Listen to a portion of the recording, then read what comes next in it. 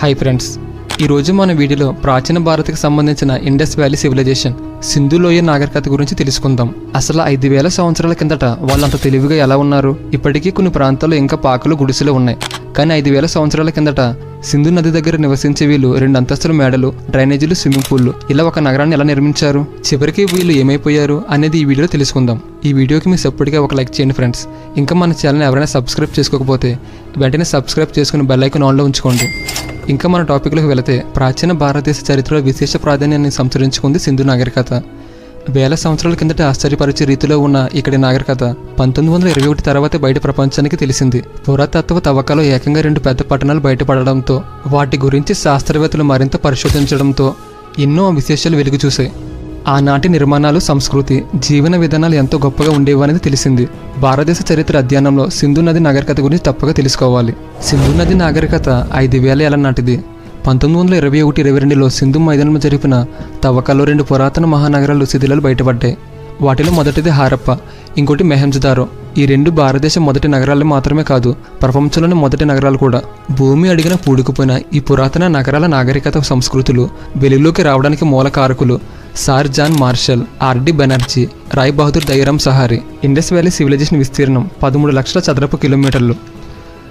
అయితే Indus valley సివిలైజేషన్ని 3 పార్ట్స్గా divide చేశారు. మొదటిది ఎర్లీ హారప్పన్ ఫేజ్. ఇది 3300 BC నుంచి 2600 BC వరకు ఉంటుంది. రెండవది మెచ్యూర్ హారప్పన్ ఫేజ్. ఇది 2600 BC నుంచి 1900 BC వరకు ఉంటుంది. మూడవది లేట్ హారప్పన్ ఫేజ్. ఇది 1900 BCE నుంచి 1300 BC వరకు ఉంటుంది. కానీ వీళ్ళు మెచ్యూర్ హారప్పన్ ఫేజ్లోనే ఎక్కువ డెవలప్ అయ్యారు. 20వ శతాబ్ద ఆరంభంలో దయారామ్ సహాని, ఆర్డి బెనర్జీ సింధు నాగరికత గురించి పేర్కొన్నారు. 1920వ సంవత్సరంలో బ్రిటిష్ వారు భారతదేశంలో రైల్వే స్టేషన్ నిర్మిస్తున్నప్పుడు వారికి ఒక నాగరికతకు చెందిన కొన్ని వస్తువులు లభ్యమయ్యాయి. ఈ నాగరికతను కనుగొనుటకై తవ్వకాల బాధ్యతను భారత పురావస్తు శాఖకు అప్పగించింది. అప్పటి ASI archaeological survey of India chairman sir John Marshall ఇతను అనేక టీమ్స్ని ఏర్పాటు చేసి తవ్వకాల కొరకు అనేక ప్రాంతాలకు పంపించాడు. వాటిలో మొట్టమొదటిది దయారామ్ సహాని టీం. దయారామ్ సహాని టీం హారప్ప ప్రాంతంలో తవ్వకాలు జరిపి ఒక గొప్ప నాగరికతను కనుగొన్నారు. ఈ నాగరికతకు చెందిన ప్రధాన పట్టణాలు సింధు నదికి ఇరువైపులా ఉండడం వల్ల దీనిని సింధు నాగరికత అంటారు. పురాతత్వ శాస్త్రవేత్తలు భారతదేశంలోని ఉత్తర పశ్చిమ ప్రాంతాల్లో తవ్వకాలు జరిపి సింధు నాగరికతకు పోలిన మరికొన్ని నగరాలను కూడా కనుక్కున్నారు.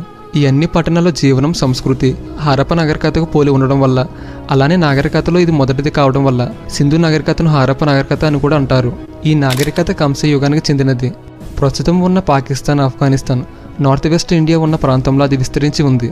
అప్పట్లో ఇండస్ వ్యాలీ సివిలైజేషన్ కాకుండా ఇంకా 3 సివిలైజేషన్స్ కూడా రన్నింగ్లో ఉన్నాయి. Egypt civilisation, Mesopotamia civilisation, Chinese civilisation. అయితే చైనీస్ సివిలైజేషన్ రీసెంట్గా జరిగిన సివిలైజేషన్ అని అంటారు. మెయిన్గా Egypt, Mesopotamia, Indus valley civilisation చెప్పుకుంటారు. అయితే ఇండస్ వ్యాలీ సివిలైజేషన్కి మిగిలిన 2 సివిలైజేషన్స్కి ఉన్న డిఫరెన్స్ ఏంటంటే, ఆ 2 సివిలైజేషన్లో పెద్ద పెద్ద కట్టడాలు ఉంటాయి. బట్ ఇండస్ వ్యాలీ సివిలైజేషన్లో మనకి అలాంటి కట్టడాలు ఏమీ కనిపించవు. అయినా కానీ మానవ చరిత్రలోనే ఈ సివిలైజేషన్ ఒక గొప్ప నాగరికతగా పేర్కొంటారు. హారప్పన్ సివిలైజేషన్ వాళ్ళు మిగతా సివిలైజేషన్ వాళ్ళగా ఉండేవారు కాదు. ఈజిప్ట్, చైనా, మెసోపోటేమియాలో వైలెన్స్ యూజ్ చేసుకుని పరిపాలించేవారు. పైగా ఈ సివిలైజేషన్స్లో రాజులు ఉండేవారు. వీళ్ళకి రాజ కట్టడాలు, మతాలు అంటూ ఉండేవి. కానీ హారప్పన్ సివిలైజేషన్లో రాజులు కానీ లీడర్స్ కానీ ఉన్నట్టు ఎటువంటి ఎవిడెన్స్ దొరకలేదు. ఈజిప్ట్ లాగా ప్యాలెసెస్ కానీ, పర్టికులర్గా రిలీజియన్ ఉన్నట్టు కానీ, టెంపుల్స్ ఉన్నట్టు కానీ ఎటువంటి ఎవిడెన్స్ దొరకలేదు. అయితే మిగతా సివిలైజేషన్ లానే ఇండస్ వ్యాలీ సివిలైజేషన్ కూడా రివర్స్ దగ్గర డెవలప్ అయింది. ఈ నాగరికతలో ప్రధాన నదులు Indus river, Ghaggar Hakra river. Indus river ఇప్పటికీ పవర్ఫుల్ రివర్ గానే కొనసాగింది. కానీ గాగర్ హక్కర్ రివర్ మాత్రం చాలా వరకు ఎండిపోయింది. కానీ అప్పట్లో ఇండస్ రివర్ కన్నా గాగర్ హక్కర్ రివరే ఈ సివిలైజేషన్కి ఎక్కువ ఉపయోగపడింది. ఎందుకంటే ఇండస్ రివర్ కంటే గాగర్ హక్కర్ రివర్ దగ్గర ఎక్కువ మంది నివసించేవారు. అయితే అప్పటి ప్రజలు ఆ నగరాన్ని 2 పార్ట్స్గా డివైడ్ చేశారు. Upper part, lower part. Upper పార్ట్లో ఎక్కువగా బిజినెస్ చేసేవాళ్ళు, బాగా సంపాదించే వాళ్ళు ఉంటారు. లోయర్ పార్ట్లో కొంచెం ఎకనామికల్గా లోగా ఉన్న వాళ్ళు ఉండేవారు. కానీ అప్పట్లో క్యాస్ట్, రిలీజియన్ అనే ఏమీ భేదాలు ఉండేవి కాదు. కాకపోతే రిచ్ అండ్ పూర్ అనే 2 భేదాలు ఉండేవి. ఈ అప్పర్ పార్ట్లోనే సిటిడల్ అనే కట్టడం ఉండేది. ఈ సిటిడల్ కట్టడంలోనే సరుకులు నిల్వ చేసేవారు. అవసరమైన ధాన్యాలు, ఆహారానికి సంబంధించినవి ఈ కట్టడంలోనే ఉంచేవారు. ఈ కట్టడం సపరేట్గా కొంచెం ఎత్తులో ఉండేది.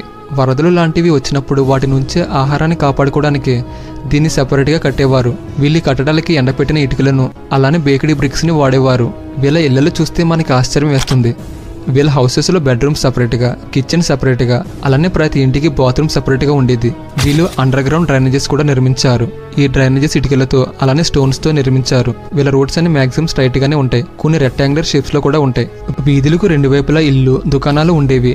కాల్చిన ఇటుకలతో పునాది కట్టి ఆ పైన ఎండిన ఇటుకలతో నిర్మాణం చేసేవారు. చాలా ఇళ్లలో బావులు కూడా ఉన్నాయి. ఇప్పుడు ఉంటున్న రోడ్స్ పక్కన ఎలా అయితే డ్రైనేజెస్ ఉన్నాయో అప్పుడు కూడా అలానే ఉండేవి. ఈ డ్రైనేజెస్ శుభ్రం చేయడానికి అక్కడక్కడ మనిషి దూరడానికి రంధ్రాలు ఉన్నాయి. గృహంలో ఒకవైపు పడక గదులు, మరోవైపు వంటగది ఉండేది. వంటగదిలో పొయ్యి, ధాన్యం, నూనె పోసి పెట్టుకునే పెద్ద మట్టి జాడీలు కూడా ఉన్నాయి. వీళ్ళ ప్రధాన ఆహారం బార్లీ, గోధుమలు. వాటిని పిండిగా దంచి రొట్టెలు కాల్చుకుని తినేవారు. దానిమ్మ, అరటి పండ్లు అంటే వాళ్ళకి చాలా ఇష్టం.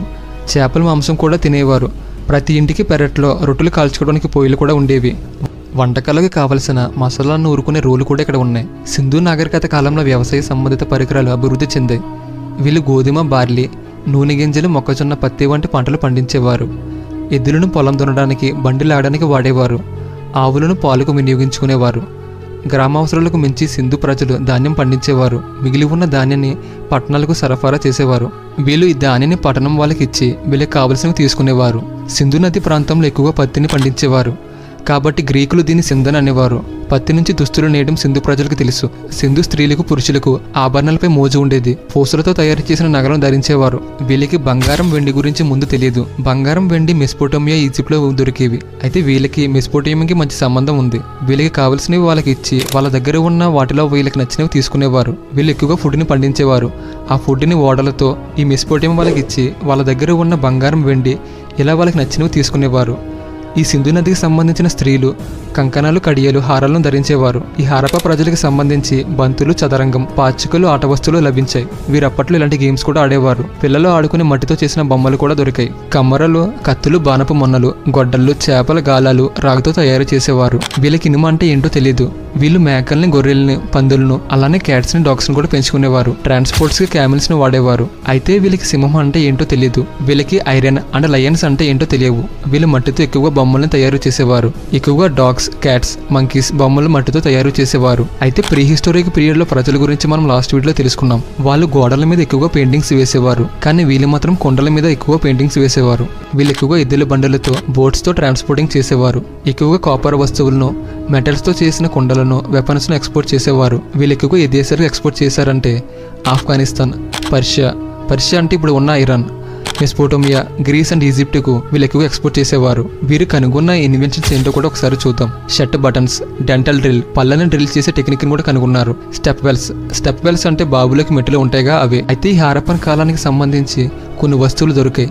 వాటి మీద కొన్ని సింబల్స్ ఏదో రాసి ఉన్నాయి. ఎక్కువగా జంతువుల సింబల్స్ ను కూడా వీరు యూజ్ చేశారు. వీటిని చాలా మంది అర్థం చేసుకోవడానికి ప్రయత్నించి విఫలమయ్యారు. వీళ్ళ భాషని ఇండస్ స్క్రిప్ట్ అంటారు. అయితే మనం ఏదైనా రాసేటప్పుడు లెఫ్ట్ సైడ్ నుంచి స్టార్ట్ చేసి రైట్ సైడ్ కి ఎండ్ చేస్తాం. ఆ లైన్ కంప్లీట్ అవ్వగానే మళ్ళీ లెఫ్ట్ నుంచి స్టార్ట్ చేస్తాం. కానీ వీళ్ళు మాత్రం ఎలా రాస్తారంటే ఫస్ట్ మనలానే లెఫ్ట్ సైడ్ నుంచి స్టార్ట్ చేస్తారు. అదే రైట్ సైడ్ కి ఎండ్ అయినప్పుడు దాని కింద లైన్ రైట్ సైడ్ నుంచి స్టార్ట్ చేసి లెఫ్ట్ సైడ్ కి ఎండ్ చేస్తారు. దీన్ని ఇండస్ స్క్రిప్ట్ అంటారు. నెక్స్ట్ ఇండస్ వ్యాలీ సివిలైజేషన్ లో ఇంపార్టెంట్ ఇది గ్రేట్ బాత్. ఇది ఒక స్విమ్మింగ్ పూల్. దీని పొడవు 12 మీటర్లు, వెడల్పు 7 మీటర్లు, లోతు 2.4 మీటర్లు ఉంటుంది. ఈ స్విమ్మింగ్ పూల్ లో నీరు బయటికి రాకుండా నేచురల్ తార్ని యూజ్ చేశారు. ఈ గ్రేట్ బాత్ లో 2 వైపుల నుంచి లోపలికి మెట్టులు ఉంటాయి. ఈ గ్రేట్ బాత్ కి ఈస్ట్న అనేక గదులు ఉన్నాయి. ఆ గదుల్లోని ఒక గది లోపల పెద్ద బావి ఉంది. ఆ బావి నుంచి గ్రేట్ బాత్ కి నీటి సరఫరా అవుతుంది. హారప్ప ప్రజలు ప్రకృతిని పూజించేవారు. దేవాలయాలు ఉండేవి కావు. హారప్ప ప్రజలు మతానికి సంబంధించిన ఆధారాలు ఏమీ దొరకలేదు. వీరి యొక్క ముఖ్య దేవుడు పశుపతి మహాదేవుడు. ఇతని విగ్రహం మొహంజదార్లో దొరికింది. ఇతని చుట్టూ 4 జంతువులు ఉన్నాయి. అవి గేదె, ఏనుగు, ఖడ్గమృగం, పులి. ఇతని కాలి వద్ద 2 జింకలు ఉన్నాయి. వీరి యొక్క ఆరాధ్య దైవం అమ్మ తల్లి. వీళ్ళందరూ ఇద్దరు దేవుళ్ళను పూజించేవారు. అంతే తప్ప మత సంబంధమైన ఎలాంటి వస్తువులు కానీ, ఆలయాలు, మందిరాలు కానీ మనకి ఏ ఒక్క హారప్ప స్థావరంలో బయటపడలేదు. వీరికి పునర్జన్మపై విశ్వాసం ఉండేది. వీరికి దయ్యాలపై విశ్వాసం ఉండేది. అయితే సివిలైజేషన్ కి సంబంధించి ఎవిడెన్స్ ఎక్కడ దొరికాయో ఒకసారి చూద్దాం. పాకిస్తాన్ లోని పంజాబ్ లో హారప్ప సైట్ కి సంబంధించి sandstone statue of human, granaries, bullock carts దొరికాయి. అలానే పాకిస్తాన్ పంజాబ్ లో లార్కన్ డిస్ట్రిక్ట్ లో మొహంజదారోకి సంబంధించిన great bath, granary, bronze dancing hall, seal of Pashupati Mahadev, statue of bearded man, piece of woven cotton దొరికాయి. ఇంకా సింధు ప్రజలు చనిపోయిన వారిని పూడ్చిపెట్టేవారు. కొన్ని మృతదేహాలను శవపెట్టికలో పెట్టి పూడ్చిపెట్టేవారు. ఈ సమాధిలో ఆభరణాలు కూడా పూడ్చిపెట్టేవారు. హరప్ప ప్రజలు పరలోక జీవితం ఉంటుందని విశ్వసించి ఉంటారు. ఈ లోకంలో ఈ వస్తువులతో వారికి అవసరం ఉంటుందని భావించి ఉంటారు. అయితే సింధు నాగరికత పతనానికి చాలా కారణాలు ఉన్నాయి. ఆరియన్స్ వీళ్ళ మీద యుద్ధం చేసి వీళ్ళని అంతం చేశారని కూడా కొంతమంది నమ్ముతారు. కానీ ఆ ప్రాంతంలో యుద్ధానికి సంబంధించిన వస్తువులు ఏమీ కనపడలేదు. అయితే భూకంపం, వరదల వల్ల సింధు ప్రజలు నాశనమే ఉండవచ్చు. భయంకరమైన అంటువ్యాధుల వల్ల జన వినాశనం జరిగి ఉండవచ్చు. వాతావరణం మారిపోవడం వల్ల కూడా పచ్చగా కలకల్లాడిన భూమి ఎడరమయం అయి ఉండవచ్చు. ఆహారం ఇబ్బంది వల్ల వాళ్ళు వలస కూడా వెళ్ళిపోయి ఉండవచ్చు. అయితే ఖచ్చితంగా ఏమైందో మాత్రం తెలియదు. సో ఇది ఫ్రెండ్స్ ఈ వీడియోలో ఇండస్ వ్యాలీ సివిలైజేషన్, సింధు లోయ నాగరికత గురించి తెలుసుకున్నాం. నెక్స్ట్ వీడియోలో ఆరియన్స్, వేదిక్ పీరియడ్ అనగా వేదాల గురించి తెలుసుకుందాం. ఈ మా వీడియో మీకు నచ్చినట్టయితే ఇప్పుడే మన ఛానల్ని సబ్స్క్రైబ్ చేసుకుని బెల్ ఐకాన్ ఆన్లో ఉంచుకోండి ఫ్రెండ్స్. నెక్స్ట్ వీడియోలో మళ్ళీ కలుద్దాం.